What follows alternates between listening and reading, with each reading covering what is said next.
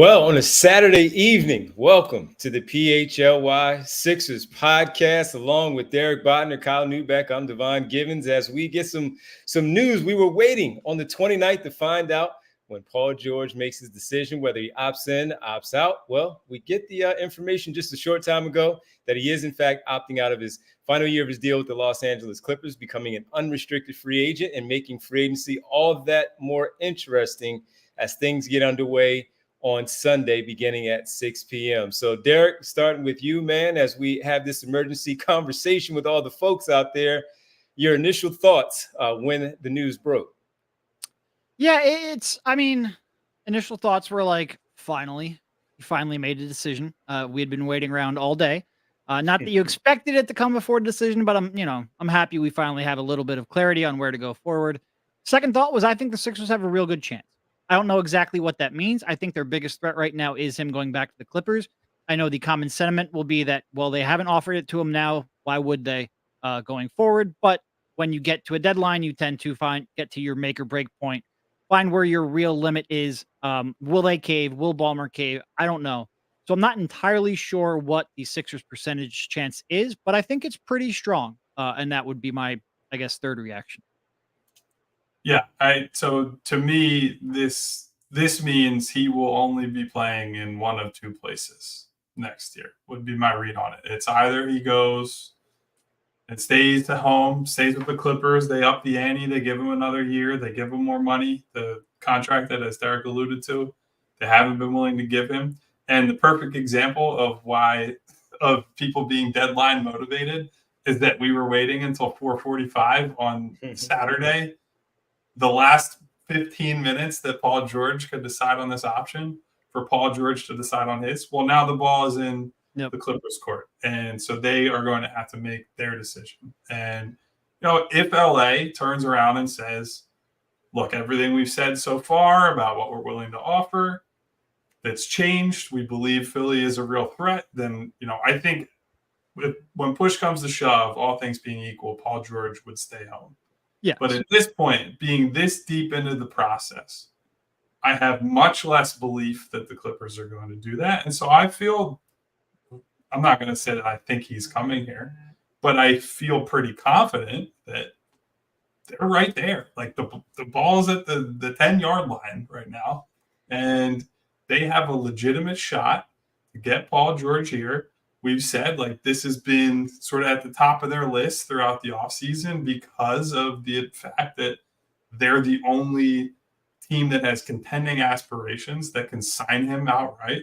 I haven't given any serious credence to a team like Orlando, certainly not Detroit, certainly not San Antonio. And now that you've wiped away the opportunity for someone like Golden State to trade for him, and I think that was probably the most credible threat the last, let's say, 4 or 5 days or so that we've heard about. I just think this comes down to two teams. And if you're battling against a team that, yes, he does love playing there. And yes, I do think there's a good shot he returns there. But you're battling against a team that has shown they don't really want to go to that fourth year. They don't really want to go to that top dollar amount. If they're really only willing to go 3 years, $150 million, $70 million buys you a lot of real estate on the East Coast. That's a huge, huge difference. And I agree with Kyle. I think this pretty much takes Golden State out of the running. As a reminder, if you acquire a player in a sign and trade deal, then you are hard capped at that $178 million first apron. If you start looking up and down Golden State roster sheet and salary cap sheet, I don't know how they would possibly manage that. Their hope was that he would opt in the final year of the contract, be traded to Golden State, and then in 6 months extend him after that. Since that hasn't happened, I think that has given the Sixers a really strong position here. We mentioned a couple days ago that, maybe coming into June, a couple weeks ago, the Sixers thought they had a 40% chance. Maybe that dropped to 10% after some of those recent reports. Well, we're back up to at least 40, possibly the highest percentage. Probably definitely the highest percentage chance it's ever been. Is it over 50%? Is it anything close to certainty? I certainly wouldn't say it's close to a certainty, but I think they're at a really strong spot. And the other day when we made our predictions and we were just throwing out there hypothetically what we thought might happen, and the news had already started to come out that he might really decide to opt in and look for that sign and trade, you both mentioned Golden State as the threat, and that was the one that I really thought would be a possibility of him deciding to stay on the West Coast. Is close enough for his family to still get to them to watch their games, and that will work out for him. He can still get what he wants. He's still playing with another superstar in Seth Curry. But now that he decided on this, and as you guys have already talked about, waiting to the last few minutes of the deadline to get this thing done and make the decision, that, yeah, you have to consider that the 76ers are in a really, really good spot. And, of course, I've seen reports. I'm sure you guys have seen reports. We've talked about this ourselves where people are seeing Daryl Morey on the flight to LA, and is he having conversations with Paul George? And the one thing that could very well be true, that they are looking to have some conversations right away with him. But most agents and players are on the West Coast in the summertime as they decide to get away from their respective cities, go out there and work out and just kind of relax a little bit. So just wanted to make sure I pointed that part out. But right now, we were talking about the 10% yesterday. And as you said, Derek, yes, it does clearly look like that the 76ers, have a really good shot of pushing it back to that 40, maybe even higher percentage of signing him. So if we look at this right now with him and we try to figure it all out with him, we're also seeing some other reports out there about the Utah Jazz and Lowry marketing. Could that still be a possibility? Woj saying some things that they'll at least field calls with the Utah Jazz. And we did have a super chat that we have from our friend UK Birds fan 01, Kyle. Is the Utah are taking calls for Lowry, end quote, true? I would love Daryl to trade for Lowry. Thanks for the emergency pod. So real quick, before I get to that, I do want to note the Golden State factor here is really important because they are now effectively eliminated. Everything that Golden State did and signaled the last few days said they really want to get Paul George, like to the point that it seems that they pissed off Klay Thompson, right? Like they're saying, I'm not sure they're super concerned about pissing off Klay at this point. Yeah, I mean, but look, so you piss him off more, but they pushed Chris Paul's option deadline back by, I think it was only like 2 days, but they pushed it back specifically for this scenario. They telegraphed to just about everyone. That's why this option decision is happening, is because of Paul George. And so that team, that specific team being eliminated by this decision is a massive deal where it puts them into this basically 2-horse race for Paul George. So on the marketing front, I certainly think the Sixers have done and will continue to do their due diligence. As, by the way, Shams just tweeted the Warriors are preparing to lose Klay Thompson in free agency. That's a report from him and Anthony Slater. So all coming fast and furious, boys, on a hot Saturday in June. On the marketing front, I know they are admirers of marketing in the Sixers organization. The crux has been for a long time, while he's either just completely not gettable or he's not gettable at a reasonable price. And I don't know this for a fact, but I think if you're making it an either or, and Derek, I believe you said they theoretically could do both here, but it would be. And just theoretically not likely. Yes, I want to be clear on that. It's borderline impossible. I'm saying it fits under the cap, not it is actually practical. Yeah. So I think the Sixers certainly are in contact, right? Like Danny Ainge and Daryl Morey have had a relationship for quite a long time. So if something falls through on the Paul George front, if the Clippers up their offer, I would bet you they will be involved in conversations there as they are elsewhere. I wouldn't say it's the most likely option at this point. And frankly, look, if you're asking me what I think Daryl Morey would do or prioritize if it comes down to those two things, I think he would go after Paul George. One, because you're only using cap space to get him. Two, because I think there are just fewer questions about Paul as a fit between those guys and the work that's left to be done than somebody like Markkanen, who, while he's got more room to grow and is younger and is a great skill set fit, I think there's still more projection to be done as it relates to, what does this look like in the playoffs and all that kind of stuff. Yeah, I think two things.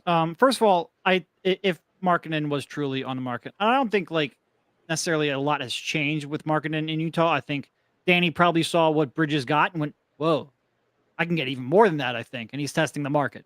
That's how Danny Ainge operates. So if you go under that assumption, then it would take literally everything the Sixers have. And even that, I think either, I'm not even sure if that gets done because either some other team beats it or Danny just goes, all right, I'm keeping them.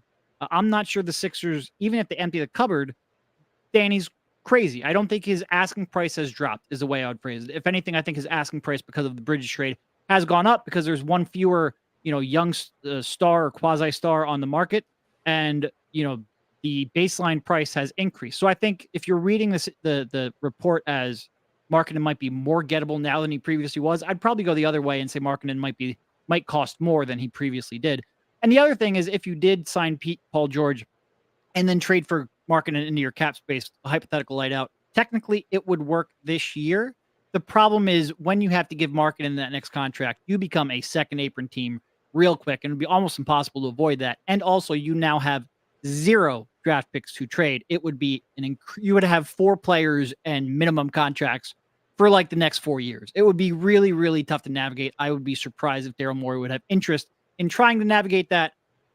It was more like a fun hypothetical, not a real thing. And no, those 4 players would be pretty good, Derek. They'd be really good. The other thing I would say is, like I said, if you're asking, should the Sixers pursue Markkanen over Paul George, I just don't think, even with that newest report, I don't think Markkanen's a realistic target. Like I said, I think he either stays in Utah or some other team is able to outbid the Sixers. We have a few more super chats running in here, and I start with our friend Holy Cannoli. Derek, I'll ask you first. Are we at risk of losing other free agents tomorrow, like KCP, even Oubre, waiting for Paul George's decision? Is Ingram still an option if we lose George?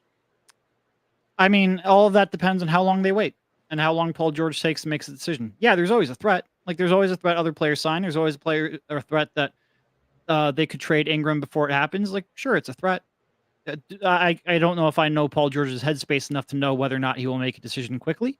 I don't know if there's another trade with New Orleans where Ingram could be close to being traded. I don't know any of that, but yeah, it's certainly a threat for sure.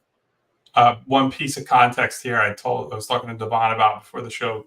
Chris Haynes over at Bleacher Report was talking about this shortly before we went live and said his impression is that this should be resolved relatively quickly. That, Paul George is willing to give the Clippers an opportunity to say, all right, we're going to come up and meet you, but maybe that it won't necessarily drag out. But I agree with what Derek said, is that there's absolutely risk. If you make one guy, and this is one big guy, a priority, there are other guys who are going to say, I got to go get my money, my long-term security, and my fit. So always a risk.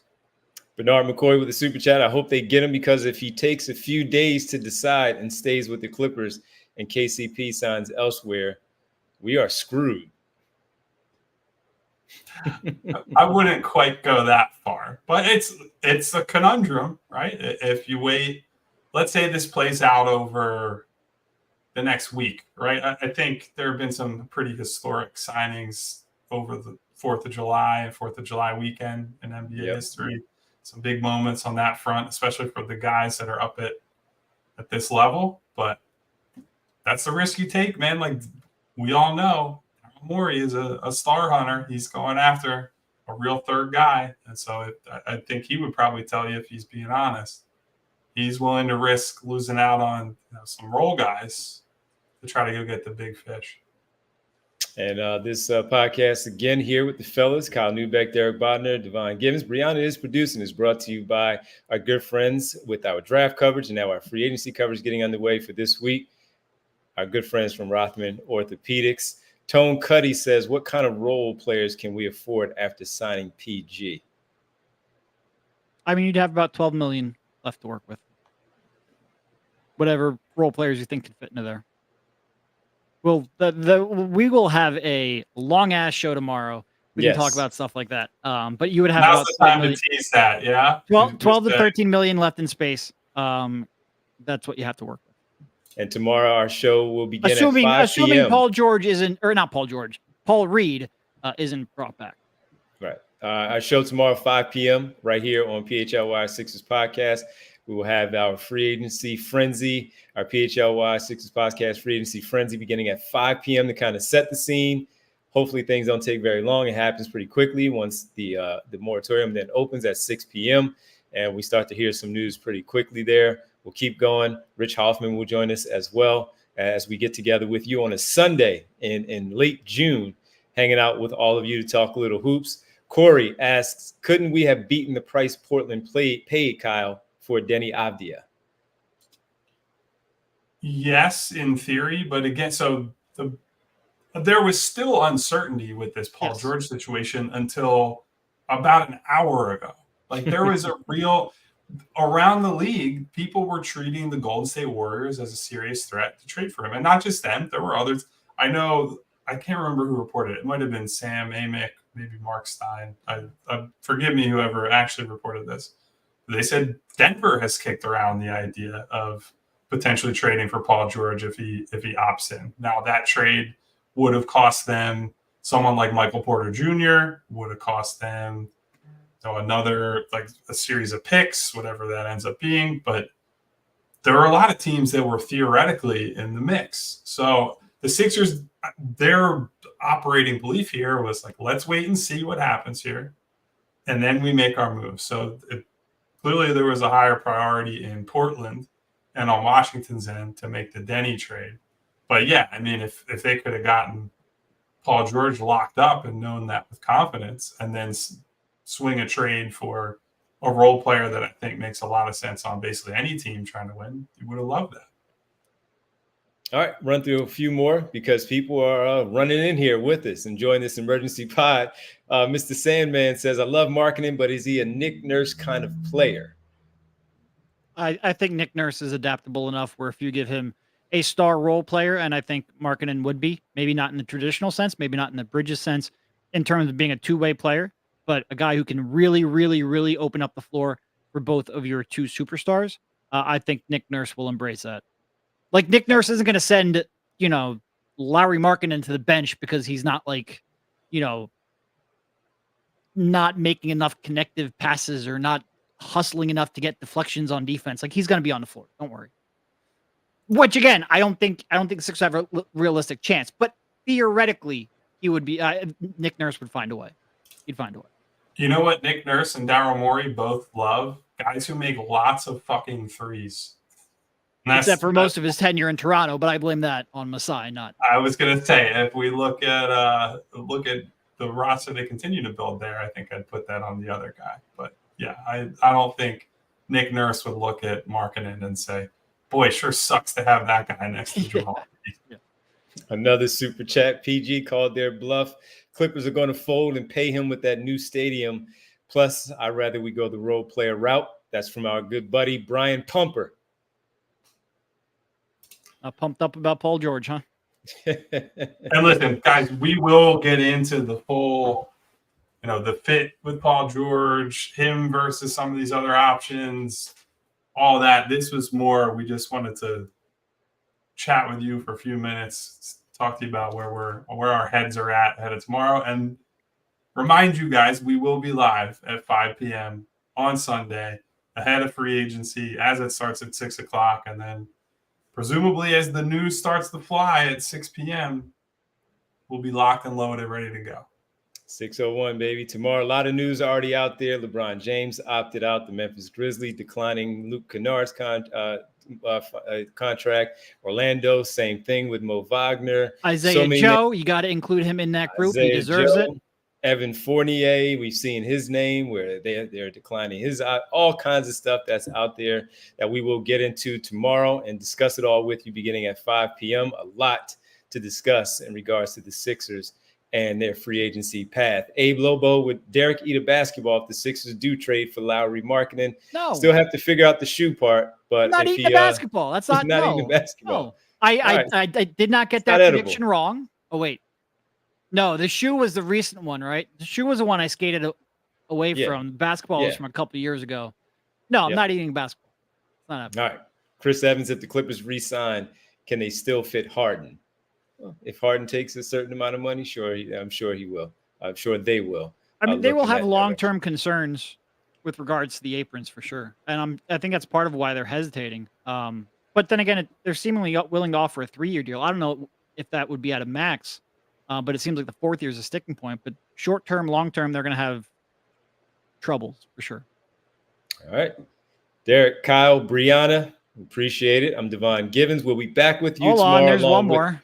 Rich Hoffman. You have another one? Oh, There's another one. Riaz. I didn't even see that one. My bad. Riaz, is there any way that the 76ers can get Paul George and just trade empty our draft picks for marketing? We did talk about the means to win now with Embiid in his prime. Any chance? We did talk about that. Just to quickly recap, yes, it's theoretically possible. It's practically implausible, in large part because when you have no more cap space left, you have no more draft picks left, you have 4 players, and maybe you bring back Kelly or Nico on the room mid-level, and that's it. That's all you have. And then long-term, when you extend Markkanen, you're going to be up against the second apron pretty much every year. You're going to have 4 guys and minimum contracts pretty much every year. It would be really, really tough. And also, you still have to outbid the market for Markkanen and offer enough for Danny Ainge to say yes. You have to do both. It's not like they're just auctioning Markkanen right now. So you have to outbid the market and you have to have Danny Ainge say yes. I think all of that makes it an extreme long shot. Hey, by the way, one more before we get out of here. Dave McMenamin over at ESPN floated this. The idea that LeBron could take a pay cut and included this sentence. The type of player James would be willing to make a financial sacrifice for would be an established veteran playmaker like James Harden or Klay Thompson, or an established big man to play alongside Anthony Davis, sources told ESPN. So that would be one of the craziest. After all this, with James not getting the money here, going to LA, do you think they're going to have the 3 guys, the 3 core dudes with the Clippers, PG leaving, Kawhi signing to be there long term, and then they don't pay PG, he goes to Philly, and then James Harden takes like the MLE from the Lakers? Would be one of the wildest series of events I could even make up in my head. So I will be keeping an eye on that. Pack your bags, D'Angelo Russell, because it's happening with James Harden. All right, folks, this was this 20-plus minute conversation on a Saturday was brought to you by Rothman Orthopedics here on the PHLY Sixers podcast. For Derek, Kyle, Brianna, I'm Devon. We'll talk to you tomorrow at 5 p.m. along with Rich Hoffman. Buckle up, everybody, because it's going to be a fun one tomorrow. Sixers off season getting underway. We'll discuss it all tomorrow here on the PHLY Sixers podcast. Thank you. Subscribe. We all silly like the mayor.